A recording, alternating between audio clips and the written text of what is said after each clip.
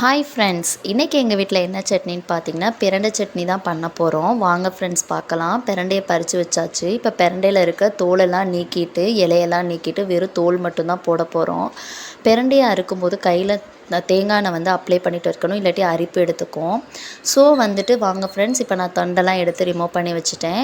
நான் 2 கைப்பிடி நான் சின்ன வெங்காயம் உரித்து வச்சுருக்கேன். 1 கைப்பிடி நான் பூண்டு உரித்து வச்சுருக்கேன். 4 சின்ன தக்காளி எடுத்து வச்சுருக்கேன். ஸோ வாங்க நம்ம இப்போ பார்க்கலாம். இப்போ என்ன பண்ண போகிறோம்னு பார்த்தீங்கன்னா, வெங்காயம் எல்லாம் வாஷ் பண்ணி வச்சுட்டு பேன் எடுத்துகிட்டு 3 டீஸ்பூன் நான் எண்ணெய் போட்டுக்க போகிறேன். எண்ணெய் போட்டதுக்கப்புறம் எண்ணெய் சூடானதுக்கப்புறம் உரித்து வச்சுருக்க சின்ன வெங்காயத்தை நம்ம போட்டு நல்லா எண்ணெயிலே போட்டு வதக்கிக்க போகிறோம். வெங்காயம் நல்லா வதங்கினதுக்கப்புறம் 5 வரமிளகாய் எடுத்துக்கிறேன். உங்களுக்கு காரத்துக்கு எப்போ நீங்கள் எவ்வளோ போட்டுக்கலாம். 5 வரமிளகாய் போட்டு நல்லா எண்ணெயிலே போட்டு வதக்கிக்க போகிறேன். வதக்கினதுக்கப்புறம் ஒரு கைப்பிடி உரித்து வச்சுருக்க பூண்டையும் சேர்த்து நல்லா வதக்கிக்க போகிறேன்.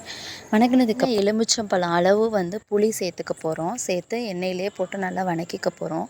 வதக்கினதுக்கப்புறம் நான் 4 தக்காளியும் எடுத்து சின்ன சின்னதாக கட் பண்ணி அதையும் நான் எண்ணெயிலே போட்டுக்க போகிறேன்.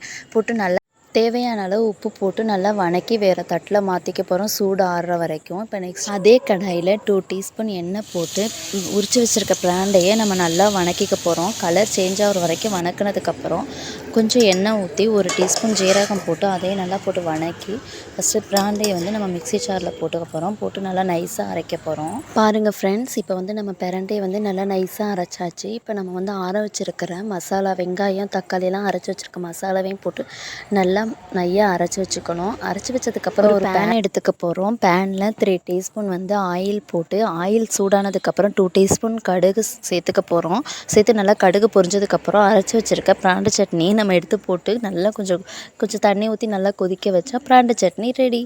உங்களுக்கு இந்த வீடியோ பிடிச்சிருந்துச்சுன்னா லைக் பண்ணி கமெண்ட் பண்ணுங்கள் ஃப்ரெண்ட்ஸ். எப்படி இருக்குன்னு நீங்களும் செஞ்சு பார்த்துட்டு கமெண்டில் கண்டிப்பாக சொல்லுங்கள். தேங்க்யூ.